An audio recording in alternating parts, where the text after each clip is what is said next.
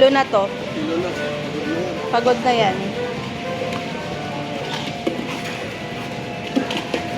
Ah! Blippi!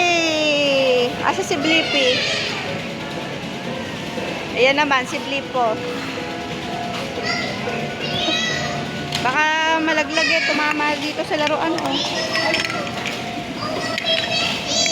Tumama yung ulo. Nakatayo, bipon.